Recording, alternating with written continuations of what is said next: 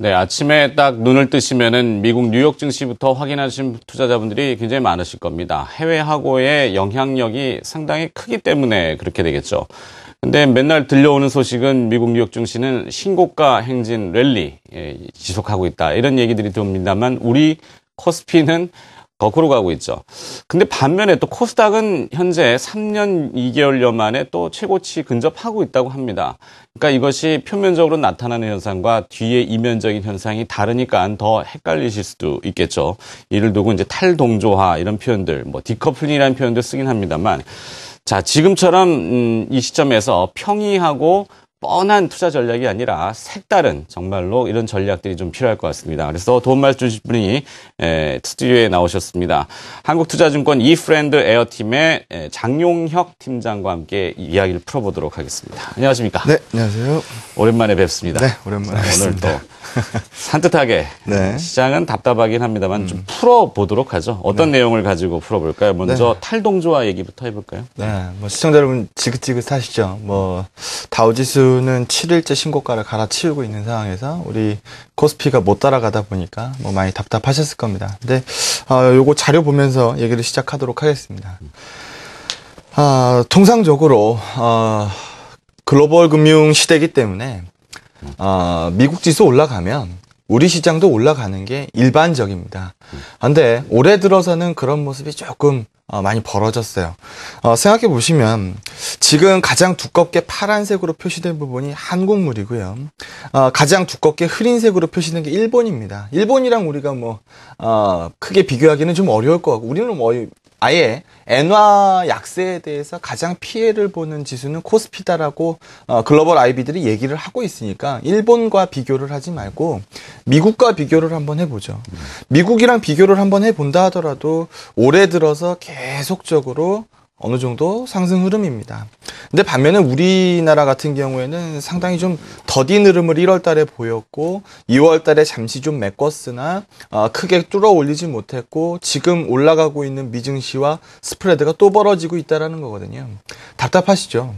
1월 달에 이런 현상이 나왔던 원인들에 대해서 우리 한번 다시 짚어보도록 하겠습니다. 1월 달에는 제가 이제 시장이 좀 어려울 것이다 라는 표현을 많이 썼었는데 우선 차익거래 잔고가 매우 높았죠. 순차익거래 잔고가 6조 원 이상 쌓여 있었습니다. 그랬던 잔고가 2월 초에 한 3조 8천억까지 감소했고요. 최근에 그 수치가 한 5조 원까지 다시 올라왔습니다. 무리하게 쌓였던 부분이 풀린 거죠. 근데 오늘 만기일입니다. 전 오늘 만기일 긍정적으로 쳐다봅니다만 시장에서 투자를 하고자 하는 투자 주체들이 만기일 지나고 나서 보자 라고 밀어놨을 케이스도 상당 부분 있을 거라는 겁니다. 이런 부분 한번 고려해 보셨으면 좋겠고요.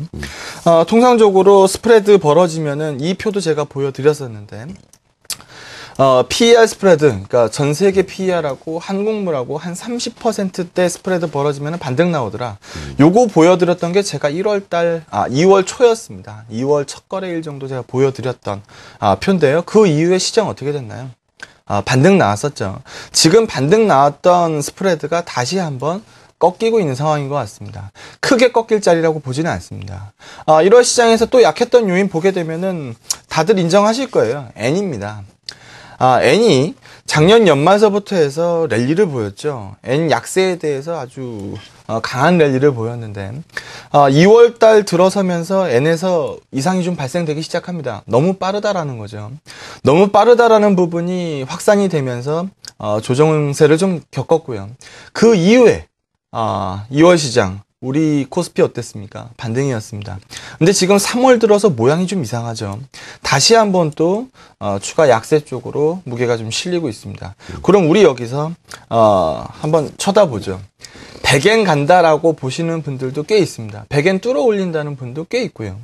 그러면 100엔 정도 가면은 대충 높은 자리라는 거 다들 인정하시는 것 같은데 96엔대에서 어제 마무리를 졌더라고요. 96.07엔에서 마무리를 졌던데 96엔이나 100엔이나 뭐 차이야 있겠습니다만 어차피 고점 영역대에 있는 건 마찬가지 아닙니까?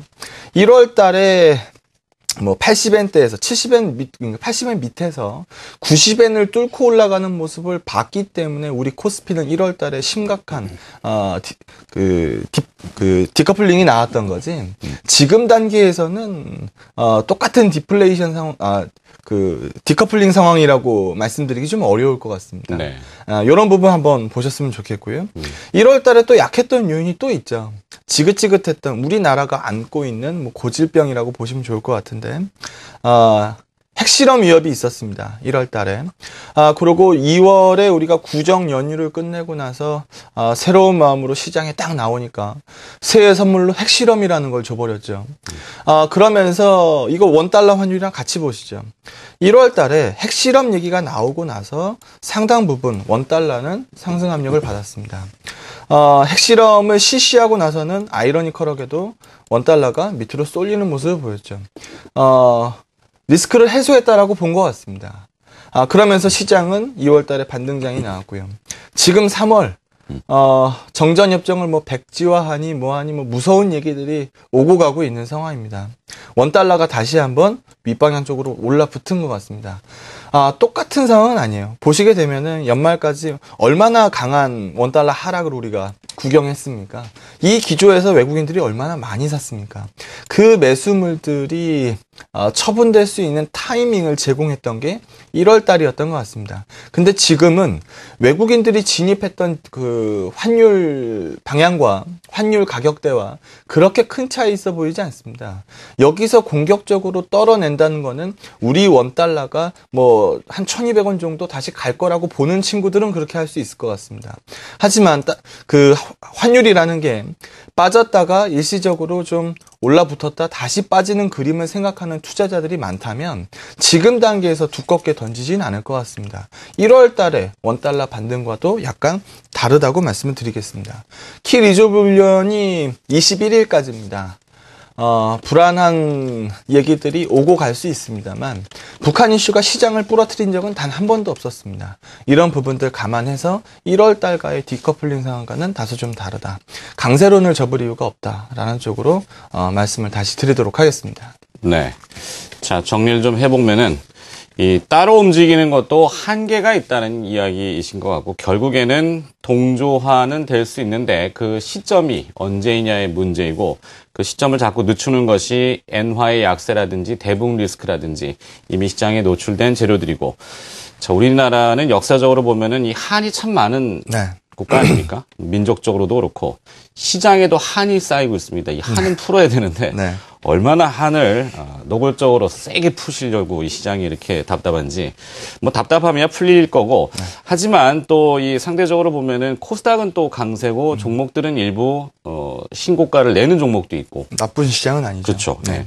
그러면은 결국에는 전체 시장도 다 그런 모습으로 갈 수 있으니까 아직은 낙담하실 필요는 없을 것 같은데 오늘은 또 이벤트가 있습니다. 그렇죠? 네. 동시만길이라고 하는 쿼드러플 위칭데이인데 사실 쿼드러플 위칭데이는 이 산수만 좀 잘하면은 내용이 좀 잘 나오죠. 만기 때는 하나가 없어지니까 하나가 채워질 거고 그 하나가 채워지는 것이 나쁜 것이냐 좋은 것이냐 이걸 보면 되는데 오늘 만기는 어떻게 보십니까? 네, 오늘 산수는 긍정적으로 보입니다. 자료 보면서 얘기를 이어가도록 하겠습니다. 12월 만기까지 누가 그렇게 열심히 샀느냐라는 부분 가장 흐린 뭐 핑크색 선 보시면 될 것 같네요. 단연 외국인이죠. 외국인들이 많이 들고 있었습니다. 만기까지 배당락까지 무시할 정도로 굉장히 강한 시장이었어요. 그렇게 쌓였던 매수물들이었습니다. 무리하게 쌓이다 보면 결국은 유출될 수밖에 없죠. 외국인들이 12월 만기에서 2월 만기까지 일부 떠는 모습이 있었습니다. 그런데 우리가 주목하고 싶은 부분은 2월 만기 이후입니다. 2월 만기 이후에 외국인들의 매입량과 국가지방계정에 거래세를 부과하고 나니까 이 친구들이 이제 그 차익거래 시장에서 쏙 사라져 버렸죠. 빈자리를 금융투자계정, 뭐 과거 증권계정입니다. 증권계정에서 메꾸고 있는 상황이고 보험도 마찬가지입니다.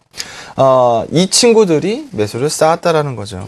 스프레드가를 통해서 산수를 하시면은 오늘 만기일이 편합니다. 지금 이론 스프레드가 1.6p입니다. 어제 스프레드 종가가 1.9p입니다. 이론 스프레드가 대비해서 한 20% 이상 아웃퍼폼 되고 있는 상황입니다. 그러면 스프레드가가 이렇게 유리하면 롤오버되기 아주 좋은 환경이다라는 정도는 다들 아실 거고, 지표로 실제로 그랬느냐라는 부분을 한번 보여드리죠. 3월물과 6월물의 미결제 추이를 한번 보여드리도록 하겠습니다. 3월물이 이제까지 봤을 때 미결제 피크치가 12만 5천 계약이었습니다. 12만 계약에서 12만 5천 계약 정도가 미결제 피크였어요. 근데 지금 7만 6천 계약으로 다소 감소돼 있죠. 감소되는 미결제 속도보다 훨씬 더 빠르게 6월물의 미결제 속도가 크게 증가했습니다. 9만 2천 계약까지 지금 쌓여있는 상황이거든요. 3월 피크치가 12만 5천 계약 정도라고 말씀을 드렸으니까 지금 75%가량 이미 롤오버가 진행됐다라고 보시는 게 맞을 것 같습니다. 오늘 금리 결정이 있는데요. 동결시킨다라는 의견이 조금 지배적인 것 같습니다. 근데 오늘 동결되더라도 4월, 5월 금통위에서 한 차례 정도 금리를 내릴 것 같다라는 시각이 지배적입니다. 금리가 내려가면 이론 스프레드가는 더 떨어집니다. 실제 스프레드는 훨씬 더 고평가될 수 있다는 거거든요. 6월물 거래로 넘어갔을 때 환경이 훨씬 더 좋다라는 겁니다. 지금 만기일을 앞두고 투자를 미루는 주체들 때문에 다소 디커플링 정도가 벌어졌다라고 봅니다만, 오늘 만기일을 기점으로 해서 다음 주 시장은 조금 더 유리할 가능성이 있다. 지금 미국 증시가 워낙 랠리를 펼쳤기 때문에 속도를 떨어뜨린다라고 하면은 우리가 바로 못 움직일 수는 있습니다. 다우가 부러지지 않는 이상 벌어진 디커플링 정도는 채워질 것이고, 오늘 만기일은 긍정적인 영향, 오히려 매도 폭탄보다는 오히려 매수물들을 기다려도 좋을 법한 좋은 상황입니다. 다음 주에 긍정적인 시황이 예상됩니다. 네. 자, 3월물 선물이 262, 6월물 선물은 264. 그러니까 이 제일 스프레드라고 하는 것이 1.9. 뭐 주식을 보유하는 게 오히려 나을 수 있기 때문에 프로그램도 이것을 알고 있고, 매수 차익 잔고의 청산, 이거보다는 보유해서 롤오버 될 가능성이 있기 때문에 영향은 크지 않을 거고, 만기 이후엔 더 좋을 것이다. 이렇게 또 정리됩니다. 자, 종목 얘기 쫙 압축해가지고 한번 가보죠. 시간이 많이 지났네요. 짧게 가야 될 것 같습니다. 삼성전자 예찬론자였죠. 삼성전자 제가 굉장히 좋아하는 투자자인데, 삼성전자만 얘기하니까 답답하셨을 겁니다. 근데 요즘에는 조금 낫죠. 세컨 티어들이 움직이기 시작합니다. 개인 투자자들이 아주 사랑하는 종목이죠. 뭐 SK 하이닉스 많이 올랐어요.